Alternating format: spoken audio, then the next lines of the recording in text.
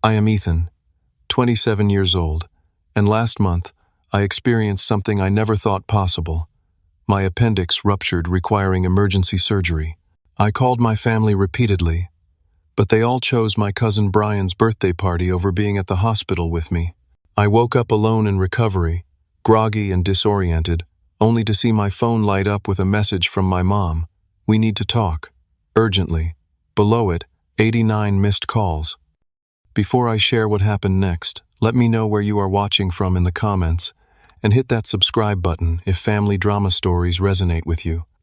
I have always been the responsible one in my family. Growing up in suburban Chicago, I learned early on that reliability and hard work were my tickets to success. I am now an architectural designer at a respected firm downtown, having worked my way up from intern to project lead over the past 5 years. My apartment is modest but comfortable, located in a renovated building that I helped design the interior for as one of my first projects. My family consists of my parents, Robert and Catherine, my younger sister Amanda, and a large extended family of aunts, uncles, and cousins who all live within a 30-mile radius of each other. We are the kind of family that gets together for every birthday, holiday, and random Sunday dinner. At least that is what we project to the outside world. The reality is more complicated. Being the oldest child, I stepped into the role of the peacemaker and problem solver. When Amanda had trouble in school, I tutored her. When Dad lost his job 10 years ago, I worked 2 jobs during college to help with bills. When Mom needed someone to organize the family reunion, guess who made all the arrangements? Me. I did it all without complaint, because that is what family does right. But somewhere along the way, my contributions became expected rather than appreciated. The thank yous became rarer, and the demands became greater. Meanwhile, my cousin Brian emerged as the golden child of the extended family. Brian, the charismatic marketing executive who always had the perfect story to tell at family gatherings. Brian, whose achievements were celebrated with parties, while my promotion to project lead last year warranted only a quick toast before the conversation turned back to his latest adventures. I never begrudged Brian his success, but the imbalance in how our family treated us was becoming increasingly obvious. My girlfriend Rachel pointed it out 6 months ago when she attended her first family gathering with me. "Did you notice how your mom interrupted you 3 times when you were talking about your new project, but everyone sat in rapt attention for 20 minutes while Brian talked about his golf game?" she asked on the drive home. I had noticed, of course, but hearing someone else confirm it made the reality harder to dismiss. Rachel, a pediatric nurse with an uncanny ability to read people, had seen in one evening what I had been conditioning myself to accept for years. The week before the incident, I had been feeling off. Nothing serious at first, just a general discomfort that I attributed to stress at work. We were finalizing designs for a new community center, and the hours had been long. I had skipped a couple of family dinners to meet deadlines, which resulted in passive-aggressive texts from my mother about making time for what matters. On Wednesday, I felt a sharp pain in my lower right abdomen while presenting to clients. I dismissed it as indigestion and pushed through the meeting. By Thursday, the pain had intensified, but I took some over-the-counter pain relievers and carried on. Rachel called that night from Philadelphia, where she was attending a nursing conference. "You sound terrible," she said. "Have you seen a doctor?" "It is nothing," I assured her. "Probably just something I ate." "Promise me you will go to urgent care if it gets worse," she insisted. "I will be back Sunday night." I promised, not knowing how prophetic her concern would prove to be. That night I tossed and turned, the pain coming in waves. I remembered my cousin Brian's 30th birthday party was scheduled for Saturday at my parents' house. It had been the topic of conversation for weeks, with my mother orchestrating elaborate decorations and my father splurging on top-shelf liquor. Friday morning I dragged myself to work, determined not to fall behind on the community center project. My colleague James noticed my pallor immediately. "Dude, you look like death warmed over," he said, placing a cup of coffee on my desk. "What is going on?" "Just not feeling great," I admitted, wincing as another stab of pain hit me. "That does not look like not feeling great," James said, his brow furrowing with concern. "That looks like appendicitis. My brother had it last year. You need to go to the hospital." I brushed him off, but an hour later, when I nearly passed out walking to a meeting, I knew something was seriously wrong. The pain had become constant, no longer coming in waves, but burning steadily like a hot coal lodged in my side. Little did I know that this physical pain was about to be compounded by an emotional wound that would force me to reevaluate everything I thought I knew about family loyalty. By Friday afternoon, the pain had become unbearable. I was hunched over at my desk, cold sweat beading on my forehead, when James walked in with our supervisor, Patricia. I called an Uber. James announced, "You are going to the hospital right now." The community center presentation, I protested weakly. "Can wait," Patricia said firmly. "Your health comes first, Ethan. Go get checked out." The ride to Northwestern Memorial was a blur of pain. Each bump in the road sent shooting pains through my abdomen. The driver, noticing my condition in the rearview mirror, asked if he should speed up.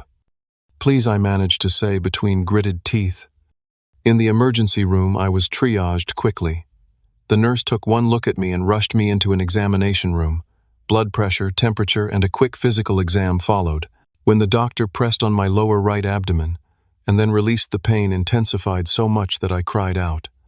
"Classic Rovsing sign," the doctor said.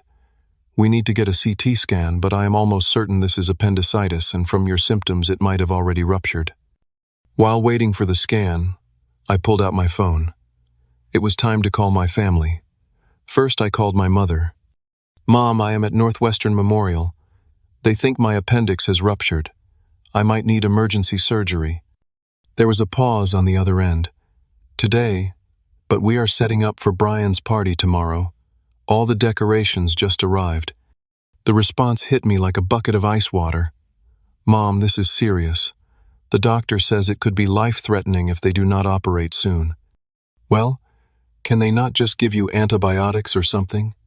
Your father is picking up the custom cake in an hour, and I need him to hang the banner when he gets back." I could not believe what I was hearing. "Mom, they are talking about surgery. Tonight. Can you or Dad come to the hospital?" Another pause. "Honey, there is just so much to do for tomorrow. Brian's turning 30, it is a milestone. You know how important this is to everyone." Next, I called my sister Amanda, hoping for a different response. "An appendectomy. That is like a routine procedure, right?" she said. "You will be fine. Besides, I am in charge of the party games for tomorrow. I cannot leave now." My Uncle Steve, who lived closest to the hospital.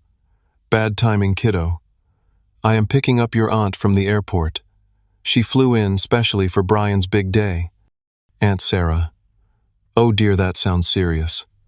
But I am watching Brian's kids while he and his girlfriend finish shopping for the party. Can you call someone else?" With each call, the knot in my stomach tightened, and it had nothing to do with my inflamed appendix. Not a single family member offered to come to the hospital. Not one. The CT scan confirmed the doctor's suspicion. My appendix had not just inflamed, it had ruptured, spilling bacteria into my abdominal cavity. The situation had escalated from urgent to critical. "We need to get you into surgery immediately," the surgeon, Dr. Patel, explained. "The infection can spread quickly and lead to peritonitis, which can be life-threatening." While the nurses prepared me for surgery, I made one last desperate call. Rachel was still in Philadelphia, but she answered on the first ring. "Ethan, what is wrong?" I explained the situation, trying to keep my voice steady. "I am getting on the next flight," she said without hesitation. "Have you called your family? Is someone with you?" I called. "They are all busy with Brian's birthday preparations." The silence on the other end spoke volumes. Ethan put the doctor on the phone. Rachel said, her voice tight with controlled anger. I handed my phone to Dr. Patel, who spoke briefly with Rachel, explaining the procedure and expected recovery. After hanging up, she looked at me with concern. "Your girlfriend is a nurse. She is very knowledgeable. She asked all the right questions." Then more gently, "Is there really no family member who can be here?" I shook my head, the weight of the realization crushing me. They are all busy with a birthday party. The anesthesiologist arrived, introducing himself as Dr. Chen. "We are going to take good care of you, Ethan," he assured me. "When you wake up, the pain will be managed, and we will have you on antibiotics to fight the infection."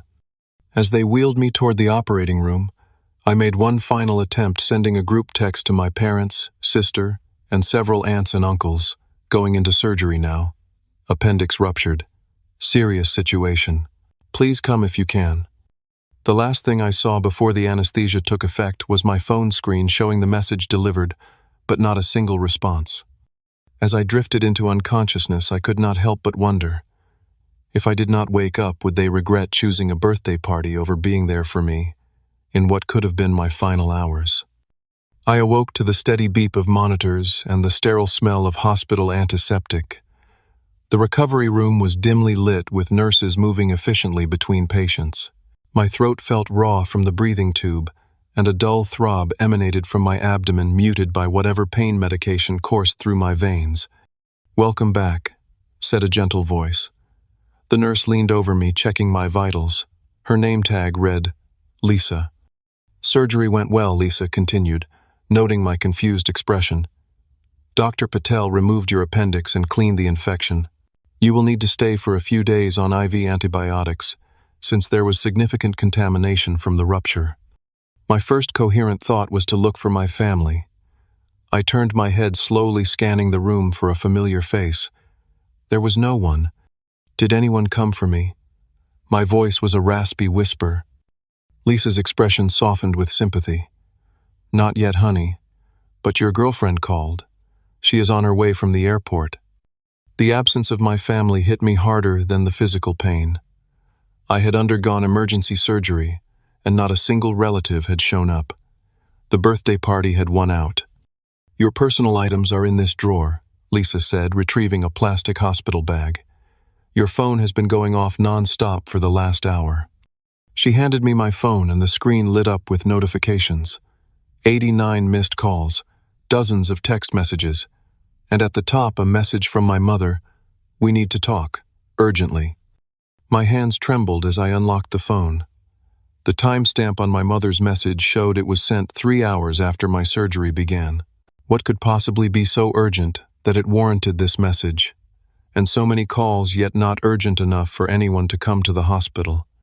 I scrolled through the texts, each one more bewildering than the last.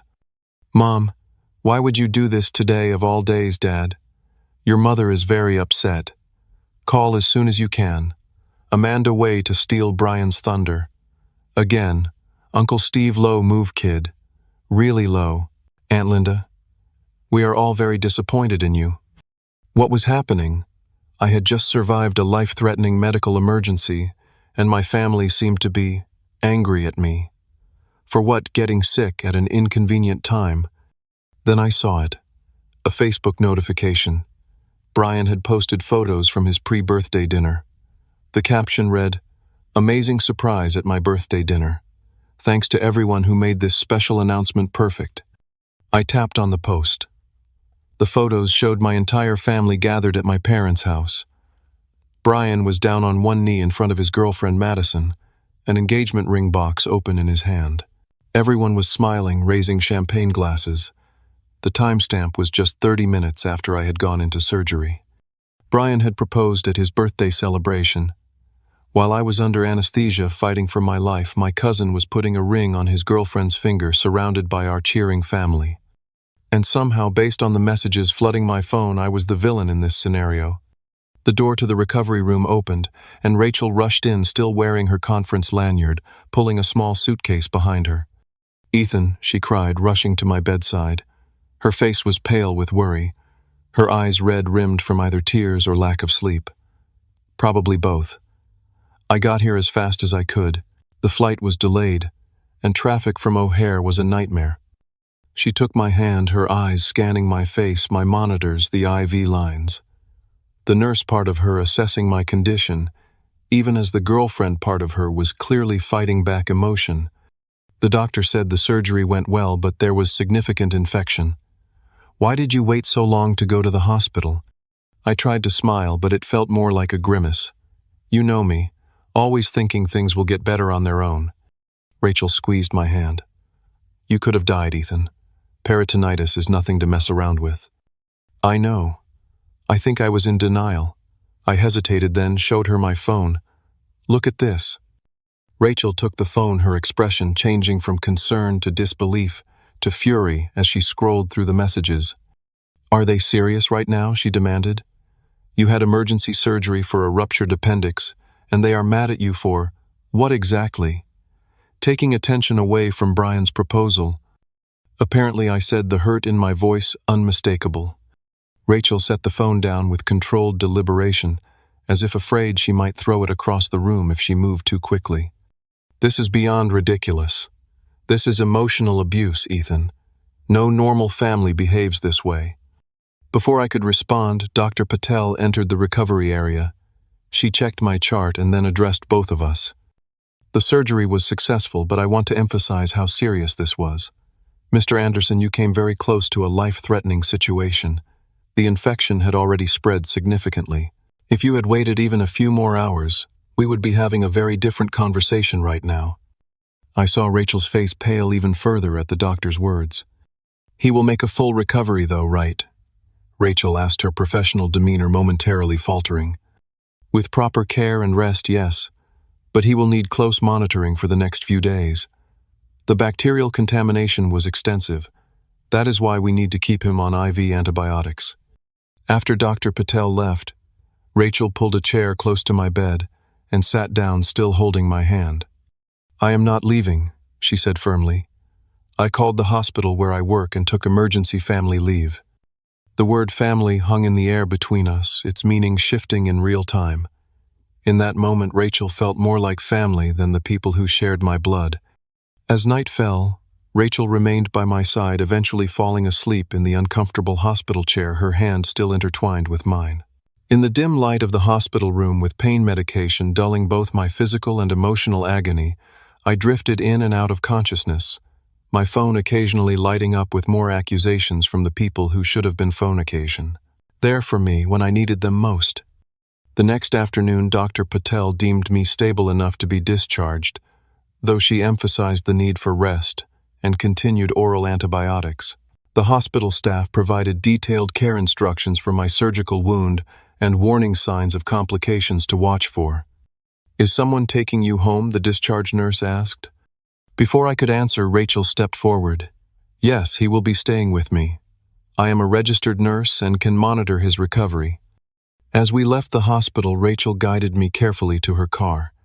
The walk from the wheelchair to the passenger seat was more exhausting than I had anticipated. Every movement pulled at my stitches, a sharp reminder of the trauma my body had endured. "We will go to my place," Rachel said decisively as she started the car. "It is closer to the hospital if we need to come back, and I have a first-floor bedroom set up for you." I nodded, too tired to argue, and honestly relieved not to be going back to my empty apartment. Rachel's two-bedroom condo was cozy and well-equipped, with a spare room she had already prepared with extra pillows and easy access to a bathroom. Once I was settled in bed, Rachel brought me water and medication. "Are you up for talking to your family, or do you want to rest first?" I glanced at my phone, which had continued to accumulate messages. I should probably call my mom back, find out what this is all about. Rachel nodded, her expression neutral, but I could tell she was bracing herself. "I will be in the kitchen making soup. Call if you need me." Taking a deep breath, I dialed my mother's number. She answered on the first ring. "Ethan, finally, do you have any idea what you have done?" Her tone made me flinch. There was no, "How are you feeling?" or "I'm so glad you are okay," just immediate accusation. "Mom, I had emergency surgery for a ruptured appendix. What exactly do you think I have done?" Do not play innocent with me, young man. You knew Brian was planning to propose at his birthday dinner. You knew how important this was to him, to all of us. I was genuinely confused. What? No, I did not know that. No one told me anything about a proposal. Of course, we did not tell you. It was a surprise. But you must have overheard us talking about it, and you could not stand Brian having the spotlight for once. My head was spinning, and not just from the pain medication. Mom, are you seriously suggesting I ruptured my own appendix on purpose to take attention away from Brian's proposal? Well, the timing is awfully convenient, is not it? Just when everyone was gathering for the announcement, suddenly you have this emergency that you expect everyone to drop everything for. I was speechless. The accusation was so irrational, so divorced from reality that I could not even begin to formulate a response. Uncle Robert said, "You have always been jealous of Brian's success," my mother continued. "And this just proves it. Do you know Brian and Madison had to rush their announcement because everyone was distracted by your text messages? The professional photographer we hired barely got any good shots because people were checking their phones."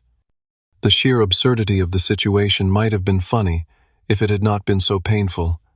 My own mother was berating me for having a medical emergency during my cousin's party. "Mom, I almost died," Dr. Patel said. "If I had waited a few more hours, the infection could have been fatal. Does that mean anything to you?" There was a pause, and for a moment I thought I might have broken through. "Well, you did not die, did you? But you did ruin Brian and Madison's special moment, something they can never get back." The callousness of her response left me breathless. It was as if I was speaking to a stranger, not the woman who had raised me. "Mom, I do not know what to say. I did not choose to have appendicitis. I certainly did not choose to have it rupture. I called everyone in the family for help, and not one person came to the hospital. We were busy with the party, Ethan. You know how much planning went into it. More important than your son's life." Another pause. "You are being dramatic.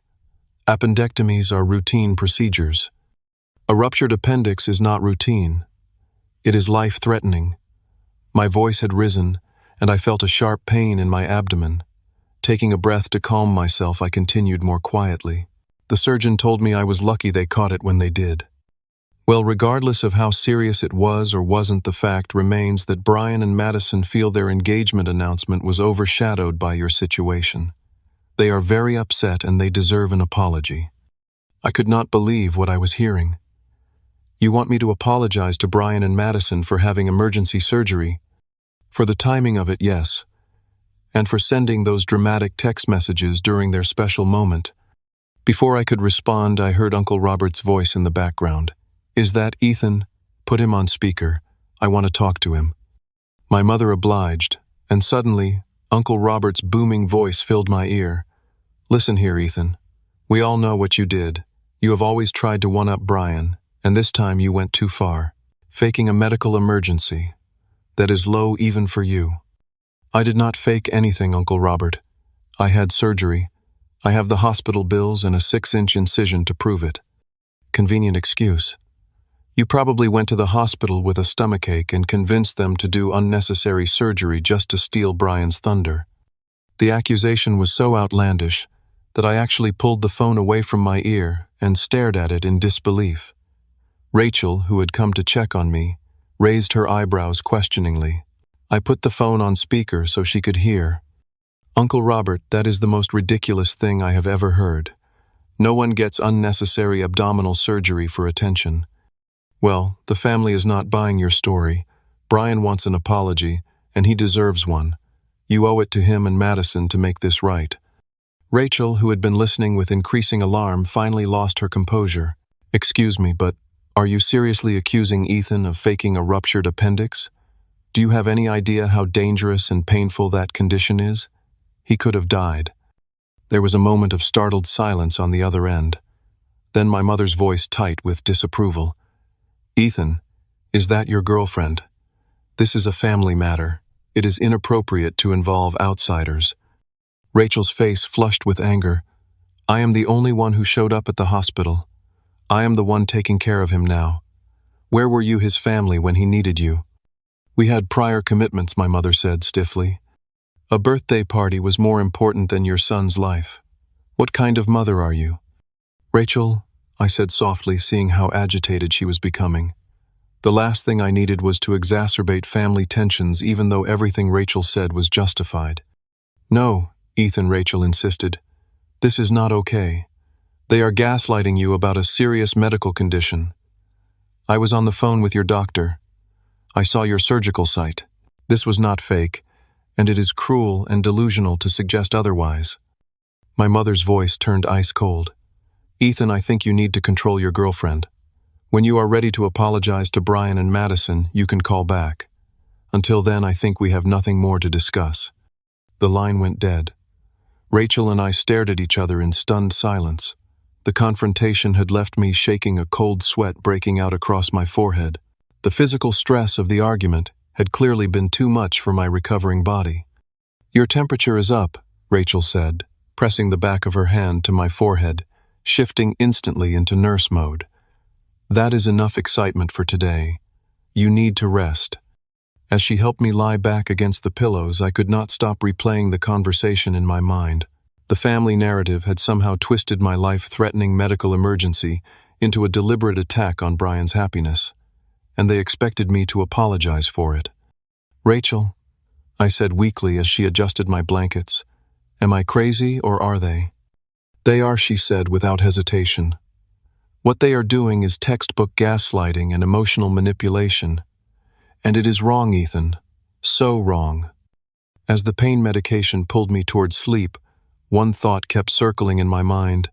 How had I never seen this toxic dynamic before? And now that I had, what was I going to do about it? The days following my discharge from the hospital were a blur of pain management, antibiotics, and uncomfortable revelations. Rachel took excellent care of me, changing my dressings, monitoring my temperature, and ensuring I stayed hydrated.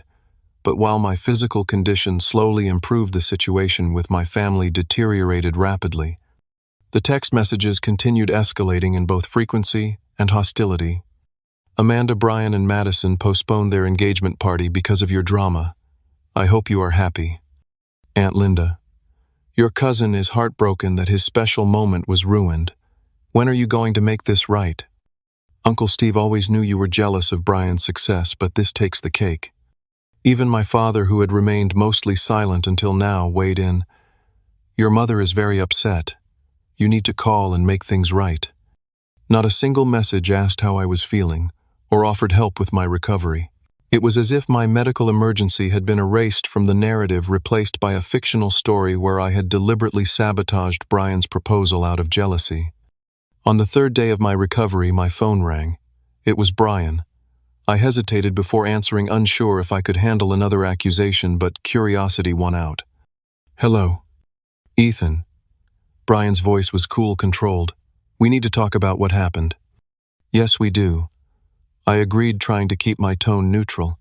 "I had emergency surgery, and not one person from our family came to the hospital. That was pretty hurtful, Brian."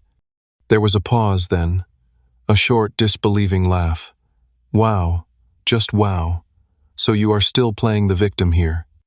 "Playing the victim, Brian? I had a ruptured appendix. I could have died." "Always so dramatic," Brian sighed. "Look, I understand you might have been sick, but the timing, Ethan. You know exactly what you were doing with all those texts and calls right when I was about to make my announcement. I did not know you were planning to propose. No one told me that. It was supposed to be a surprise. But you always have to be the center of attention, do not you? You could not stand the thought of me having one special day." The accusation was so far from reality that it left me momentarily speechless. In all our years growing up together, I had always been the one in the background, the responsible one who made sure everything ran smoothly while Brian soaked up the adulation. "That is not true, and you know it," I finally said. "When have I ever tried to be the center of attention?" "Please," Brian scoffed. "You have been jealous of me since we were kids, always trying to one-up me with your fancy college degree and your big city job. I worked hard for those things," I said, feeling my temper rise despite my best efforts to stay calm. "No one handed them to me." "And what is that supposed to mean?" "Nothing. Look, Brian, I am sorry if your proposal did not go exactly as planned, but I did not choose to have a medical emergency." "Save your fake apologies," Brian snapped. "Madison is devastated. We had to announce our engagement while everyone was distracted by your so-called emergency. The professional photographer barely got any good shots because people kept checking their phones." The same complaint my mother had made, as if photo opportunities were more important than my health. The realization of how little my family valued me hit like a physical blow. "I do not know what you want from me, Brian. A real apology would be a start, and an explanation of why you always have to ruin things for me." "I am not going to apologize for having emergency surgery," I said firmly. and I have never tried to ruin anything for you. In fact, I have spent years cheering you on and supporting you." "Right," Brian's voice dripped with sarcasm. "That is why you chose that exact moment to send out your little SOS." The conversation was going nowhere. Brian was entrenched in his narrative, and no amount of logic was going to change his mind. "I think we should talk about this when I am feeling better," I said, suddenly exhausted. "Sure, run away from the conversation. Typical Ethan." Brian's voice hardened. "Just know that the family is pretty united on this. You owe Madison and me an apology, and until we get one, do not expect things to go back to normal." After hanging up, I lay back against the pillows, my surgical sight throbbing in tune with my racing heart. Rachel found me like that, staring at the ceiling, my phone clutched in my hand. "Another family call?" she asked, sitting on the edge of the bed. I nodded. "Brian this time. Same story as my mom. I apparently ruined his proposal on purpose and owe him an apology." Rachel took my phone gently from my hand and placed it on the nightstand. "Ethan, I want to try something. The next time someone from your family calls, I want to record your side of the conversation. Not to use against them or anything, but so you can hear yourself." "Hear myself?" "Yes. I think you might not realize how you sound when you talk to them. How you automatically apologize and take responsibility for things that are not your fault." I considered this. "Okay, but I am not sure what good it will do." The opportunity came sooner than expected. That evening my phone rang again. It was my father. Rachel set up her phone to record and nodded encouragingly. "Hi, Dad," I answered. "Ethan." My father's voice was gruff, uncomfortable. "Your mother is very upset about this whole situation." "I know, Dad. She made that clear. She says you refused to apologize to Brian and Madison for having appendicitis." "Yes, I refused to apologize for that." My father sighed heavily. "Look, son, sometimes in family we have to be the bigger person, even when we do not think we have done anything wrong. Dad, I was rushed into emergency surgery. I needed my family and no one came. How am I the one who needs to apologize here? It was bad timing, that is all. No one is saying you planned to get sick, but the way you handled it, sending all those messages during Brian's big moment." "I sent those messages because I was going into surgery. I was scared, Dad. I thought I might not wake up." My voice broke slightly on the last words. There was a long pause. "Well, you did wake up, and now we need to move forward. The way to do that is to make things right with Brian and Madison." "Make things right? What about them making things right with me? No one even visited me in the hospital, Dad." "We were busy with the party, Ethan. You know how much planning went into it. More important than your son's life." Another heavy sigh. "You are being dramatic. The doctors took care of you. You are fine." "I am not fine. I had major surgery. I am in pain. And my entire family is treating me like I did something wrong by getting sick. See, this is the problem. You are making everything about you again." I felt like I was losing my mind. Getting upset that no one cared about my life-threatening medical emergency is making everything about me. "You know what I mean, Ethan. Just call your cousin, apologize, and we can put this whole thing behind us." "I am not going to apologize for something that was not my fault." "Then I do not know what to tell you. Your mother is not going to let this go, and neither is Brian. You need to be the peacemaker here like you always are." After the call ended, Rachel stopped the recording and played it back. Hearing my own voice, the way it shifted from confident to uncertain, the way I kept defending myself against absurd accusations rather than calling out the fundamental wrongness of the situation, was eye-opening.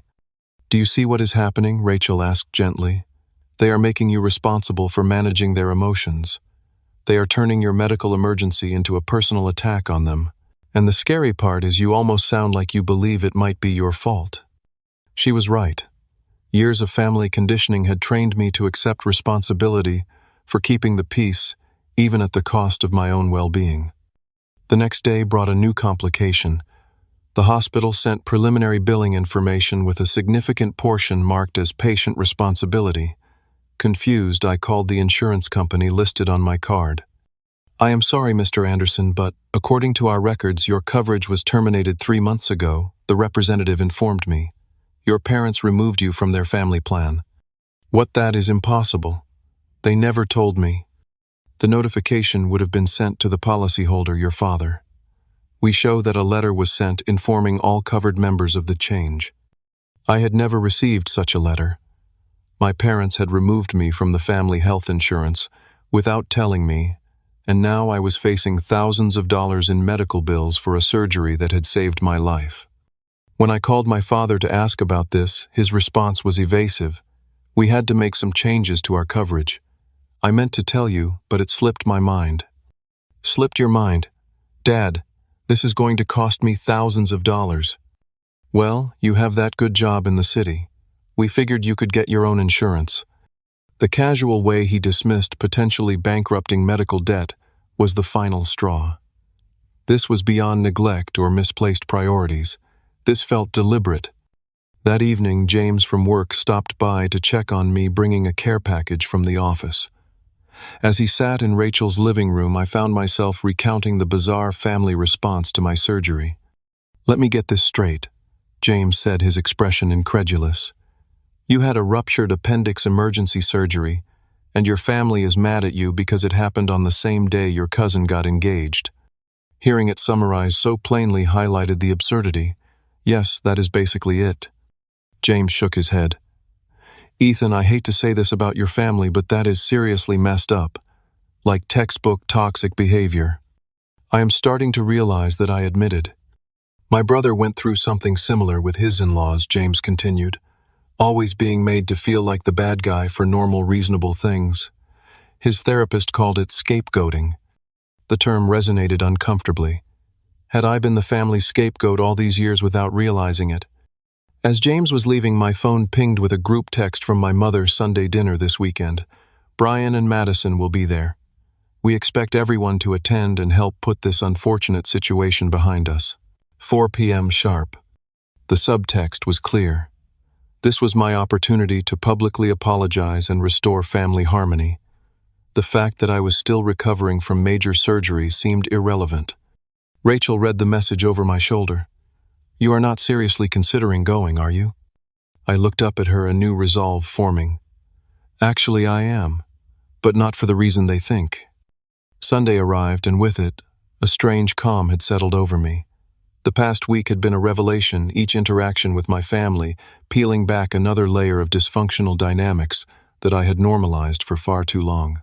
My surgical wound was healing well, but the emotional wound inflicted by my family's response to my medical emergency had only deepened. Are you sure about this? Rachel asked as she helped me button my shirt. My movements were still restricted by pain and the healing incision. You do not have to face them yet. You are still recovering. I am sure, I said with a certainty that surprised even me. If I do not do this now, nothing will change. They will keep gaslighting me, and I will keep doubting myself. Rachel nodded, though concern still shadowed her eyes. I will drop you off and wait in the car as we discussed. If at any point you need to leave, just text me, and I will come to the door. Thank you. I squeezed her hand. For everything. Before leaving Rachel's apartment, I gathered several items into a folder. My hospital discharge papers, the surgical report describing the ruptured appendix, and extensive infection photos of my surgical site that the hospital had taken. For medical documentation and the preliminary medical bills showing I had been dropped from the family insurance. The drive to my parents' suburban home was tense but quiet. I used the time to center myself to rehearse what I wanted to say. Not in a scripted way, but to ensure I would not be derailed by emotional manipulation or gaslighting. When we arrived, Rachel pulled up a short distance from the house. Remember, I am right here if you need me. I nodded, took a deep breath, and walked to the front door with as much dignity as my healing body would allow. My mother answered her expression, shifting from a prepared smile to a tight-lipped assessment as she saw me. Ethan, you came. Her eyes flicked past me, searching for Rachel. Is your girlfriend not joining us? No, Mom. This is between family. She seemed satisfied by this, stepping aside to let me enter. The house smelled of pot roast and fresh-baked rolls, the traditional Sunday dinner menu unchanged since my childhood. In the living room, the extended family had already gathered. Conversations halted as I entered, all eyes turning to me with expressions ranging from disapproval to curiosity. Brian and Madison sat in the place of honor on the central couch, their clasped hands prominently displaying Madison's engagement ring. My father stood by the fireplace, nursing a scotch. Amanda perched on an armchair, her gaze averted. Uncles, aunts, and cousins filled the remaining seats, the atmosphere thick with anticipation. "Well, look who decided to grace us with his presence," Uncle Robert announced, breaking the awkward silence. "Feeling better, are we?" The sarcasm in his tone was unmistakable. I chose not to rise to the bait, simply nodding and taking a seat in the only remaining chair directly across from Brian and Madison. My mother bustled in from the kitchen, wiping her hands on her apron. "Dinner will be ready in 20 minutes. I thought we might use this time to clear the air about recent events." She looked pointedly at me, the expectation clear. This was my cue to apologize. Instead, I placed my folder on the coffee table. "Yes, I think that is a good idea. I would like to address what happened last weekend." Brian shifted uncomfortably, exchanging glances with Madison. My father took a long sip of his scotch. The stage was set for the confrontation they had orchestrated, but I sensed they were unprepared for me to take control of the narrative. "First, I want to congratulate Brian and Madison on their engagement," I began, keeping my voice steady and sincere. "Finding someone you want to build a life with is truly special." This seemed to catch them off guard. Madison offered a tentative smile while Brian's eyes narrowed suspiciously. "That said, I think there has been a significant misunderstanding about what happened last weekend," I continued. "I did not choose to have a medical emergency during Brian's birthday party. My appendix ruptured, requiring immediate surgery to save my life." "We know you were in the hospital, Ethan," my mother interjected impatiently. "No one is disputing that.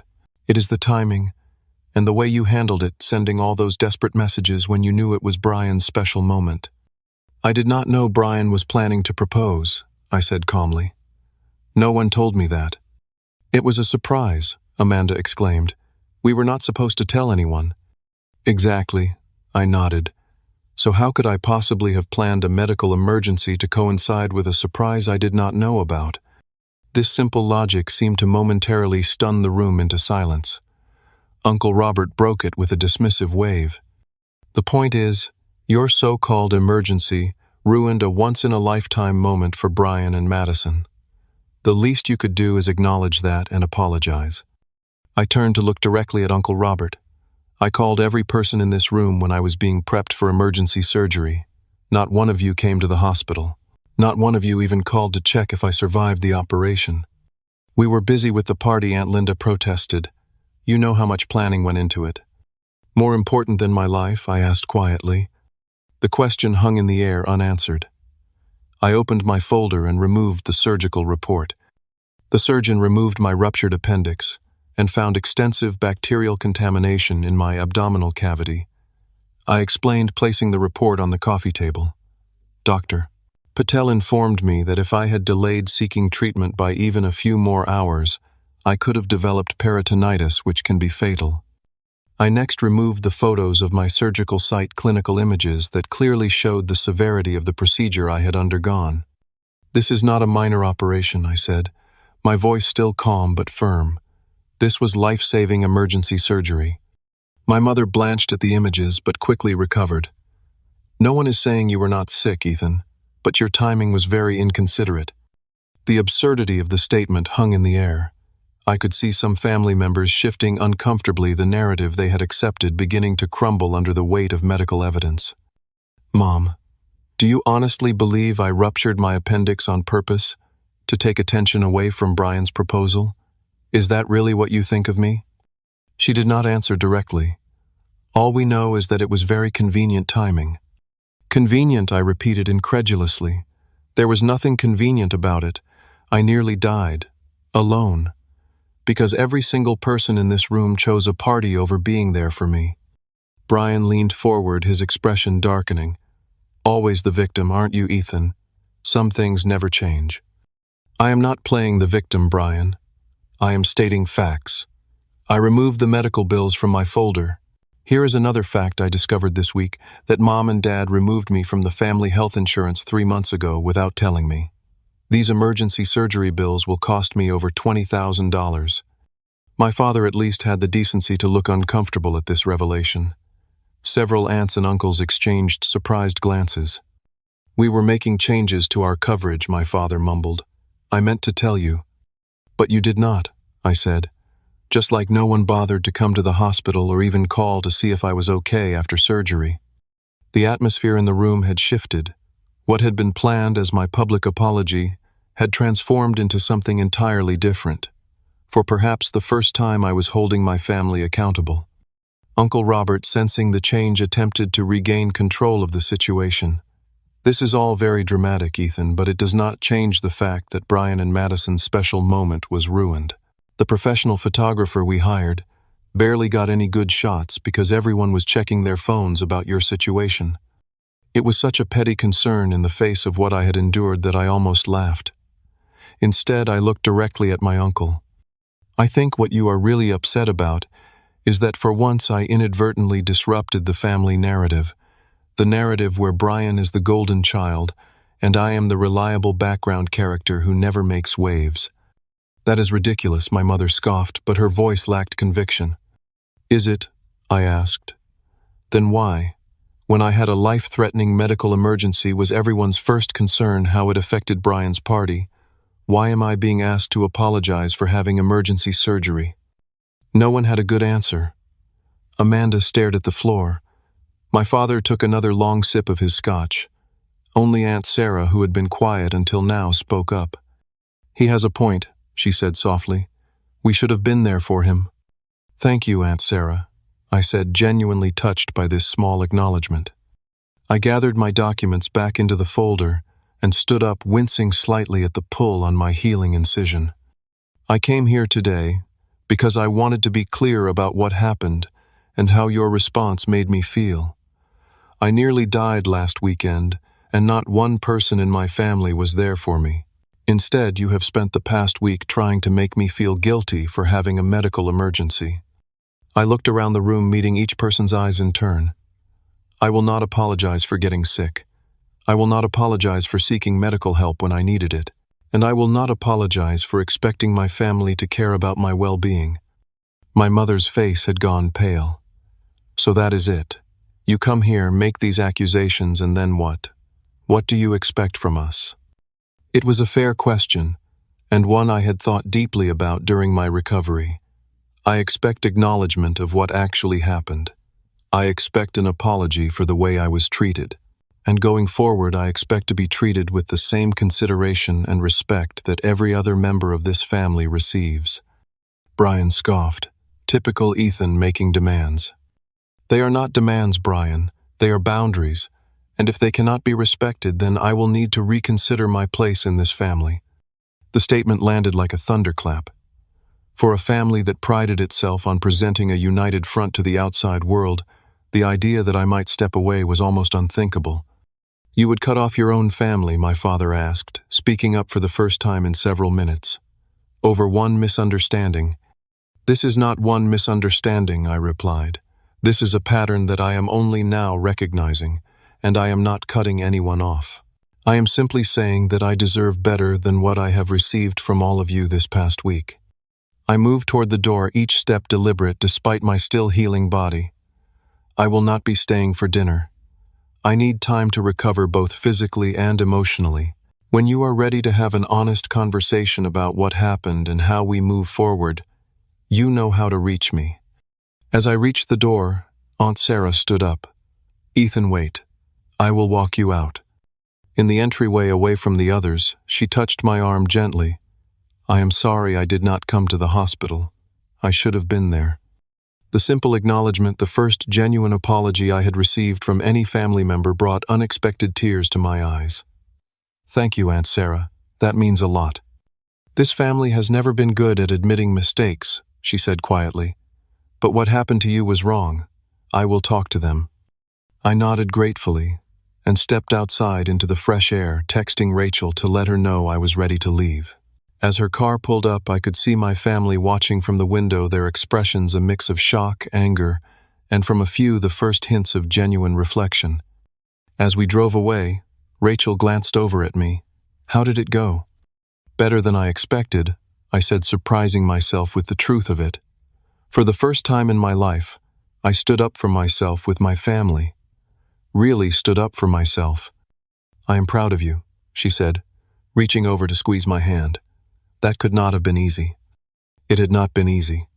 But as we put distance between ourselves and my parents' house, I felt lighter than I had in years, as if I had set down a burden I had not even realized I was carrying. The weeks following my confrontation with my family were surprisingly peaceful. I returned to Rachel's apartment to complete my recovery, grateful for her unwavering support and the space to process the seismic shift in my family relationships. My physical healing progressed steadily, the surgical wound closing properly, the pain diminishing day by day. The emotional healing, however, would prove to be a longer journey. 3 days after the Sunday dinner showdown, I received an unexpected call from Aunt Sarah. "Ethan, I want you to know that what you said really made an impact," she began, "at least on some of us. After you left, there was quite a discussion." "What kind of discussion?" I asked, trying not to get my hopes up. "The kind where uncomfortable truths finally get acknowledged," she said. I pointed out that for years you have been the one we all count on, the one who drops everything to help, who never complains. And the one time you needed us, we failed you completely. Her words validated what I had been feeling but had struggled to articulate. How did everyone take that? "Mixed reactions," she admitted. "Your parents are still defensive and Brian is Brian. But a few others, including your cousins Mark and Jessica, started sharing times when they had noticed the double standard in how you and Brian are treated. It got pretty heated. The fact that others had noticed the pattern was both validating and saddening. How long had this dynamic been visible to everyone except me? "I appreciate you speaking up, Aunt Sarah. I should have done it years ago," she said regretfully. "And I should have come to the hospital.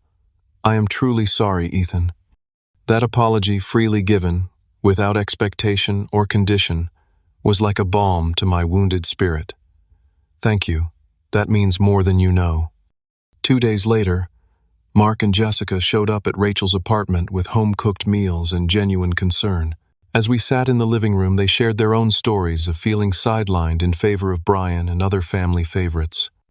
"I always thought it was just me," Jessica confessed, "that I was being oversensitive or something." "Me too," I admitted. "It is strange how you can normalize things that are actually really hurtful." Mark nodded. "When you laid it all out like that on Sunday with the medical reports and everything, it was like suddenly seeing the situation clearly for the first time. The way everyone was more concerned about party photos than you nearly dying, it was eye-opening." Their visit marked the beginning of a new kind of family connection, one based on authentic support, rather than obligation or performance. It was a small circle but a meaningful one. My workplace proved unexpectedly supportive as well. When I met with HR to discuss my health insurance situation, explaining that I had been unknowingly dropped from my parents' plan, they expedited my enrollment in the company plan and made it retroactive to cover my surgery. "This is an unusual circumstance," the HR director explained, "but your supervisor, Patricia, advocated strongly on your behalf. She said you are an invaluable member of the team." The support extended beyond administrative help.